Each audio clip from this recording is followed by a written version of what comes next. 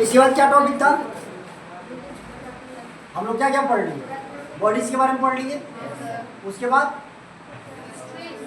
प्रत्यास्थता की सीमा पढ़ लिए, फिर आता है प्रतिबल, स्ट्रेस। क्या आता है? प्रतिबल।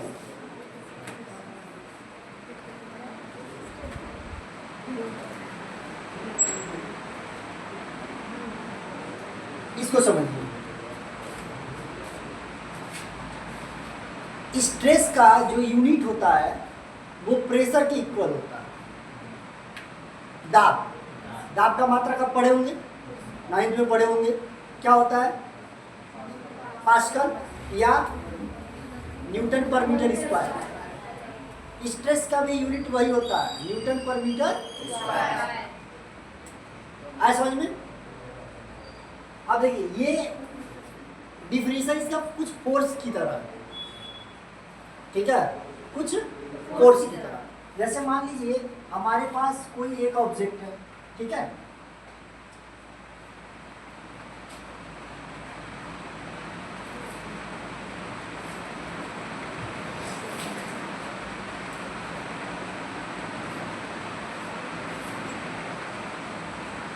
हम क्या किए, इसके ऊपर फोर्स लगा रहे हैं, ठीक, F1। ये वाला सिरा हम इधर से फिक्स कर देंगे, ठीक है। एक सिरा फिक्स कर दिया और दूसरे सिरे पर हम क्या किए, फोर्स लगा रहे हैं।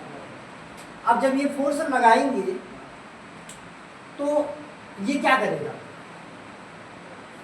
ये ऑब्जेक्ट क्या करेगा?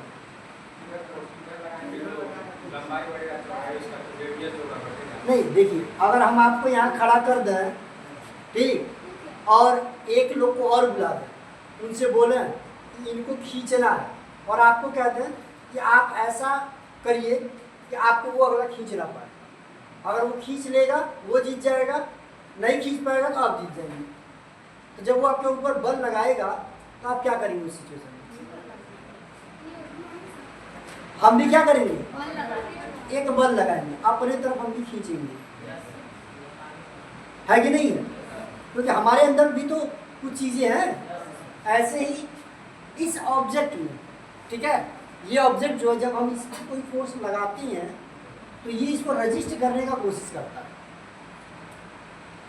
ये चाहता है कि इसका प्रभाव हमारे ऊपर पड़े ना, ये चाहता है इसका प्रभाव हमारे ऊपर ना पड़े, ठीक है ना। तो क्या करेगा, ये जब इधर इस डायरेक्शन में फोर्स लगाएगा तो ये अपोजिट डायरेक्शन में एक फोर्स लगाएगा, जिसको हम एफ आर नाम दे दिए, एफ आर, रजिस्टिव फोर्स, ठीक है। जैसे ये मार्कर है, हम इस मार्कर पे यहाँ फोर्स लगा रहे हैं, ये मार्कर क्या इसकी आकृति बदल जा रही है? नहीं बदल रही, क्योंकि हम जितना फोर्स लगा रहे हैं उतने फोर्स से इसके ऊपर कोई प्रभाव नहीं पड़ रहा, क्योंकि इसकी कैपेसिटी हमारे फोर्स से ज़्यादा है। लेकिन अगर हम इसको कहीं बांध दें और किसी मशीन से बहुत ज़्यादा बल लगा के खींचे तो ये क्या होगा, इसके ऊपर प्रभाव पड़ेगा, ये खींच जाएगा, है कि नहीं? नहीं, हमेशा ही ऐसे नहीं रह सकता, लेकिन अभी है ना। तो ये क्या, हम जब ऐसे खींच रहे हैं तो ये स्थिर है। क्यों स्थिर है? क्योंकि ये भी इधर खींच रहा, अपोजिट डायरेक्शन में खींच रहा। बस हो गया है। तो अब जैसे मान लीजिए हम इसको बीच से कहीं काट दिए,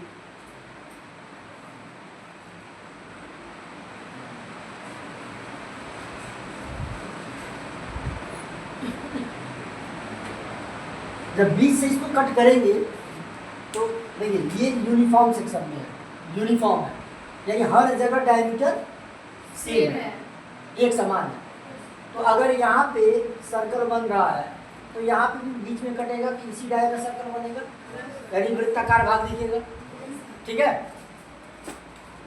अब ये इस सेक्शन पे जो रजिस्टिव फोर्स लगा रहा है, प्रतिक्रिया बल, ठीक है ना, जो रजिस्टिव फोर्स लगा रहा है वो वही हमारा क्या कहलाता है, प्रतिबल कहलाता है। लेकिन एकांक क्षेत्रफल पर, यानी एरिया को अगर हम 1 ले लें, एरिया को 1 ले लें, ठीक है, तो ये जितना भी फोर्स लगाएगा इसको इससे बचने के लिए वही हमारा क्या कहलाएगा, स्ट्रेस यानी प्रतिबल कहलाएगा। यानी एक तरीके से देखा जाए तो प्रतिबल वह बल है, ठीक है, जो किसी पिंड के एकांक क्षेत्रफल पर अंदर की तरफ काम करता है या उसके विपरीत दिशा में काम करता है। इसी से इसका फार्मूला बना हुआ है, स्ट्रेस यानी प्रतिबल, प्रतिबल बराबर क्या होता है, प्रत्यानयन बल, प्रत्यानयन बल, जिसको हम FR नाम दिए, ठीक है, बटे अनुप्रस्थ काट का क्षेत्रफल, जिसको हम A देते हैं। ये हमारा बन गया प्रतिबल का फार्मूला, ठीक है ना। तो प्रतिबल का मात्रक क्या बन जाएगा, प्रत्यानयन बल, बल का मात्रक क्या होता है, क्षेत्रफल का मात्रक तो न्यूटन प्रति मीटर स्क्वायर का मतलब क्या, न्यूटन पर स्क्वायर भी मीटर। हम न्यूटन पर मीटर स्क्वायर को हम 1 पास्कल भी कहते हैं, ठीक है। तो इसके मात्रक क्या क्या हो सकते हैं, न्यूटन पर मीटर स्क्वायर हो सकता है, पास्कल हो सकता है, मेगा पास्कल MPa हो सकता है, गीगा पास्कल GPa हो सकता है, ठीक है, किलो पास्कल KPa हो सकता है। ये सब दाब के मात्रक और वही प्रतिबल का भी मात्रक, यानी दाब की बीमा और प्रतिबल की बीमा समान। बात समझ में? तो ये होता है हमारा प्रतिबल, ठीक है।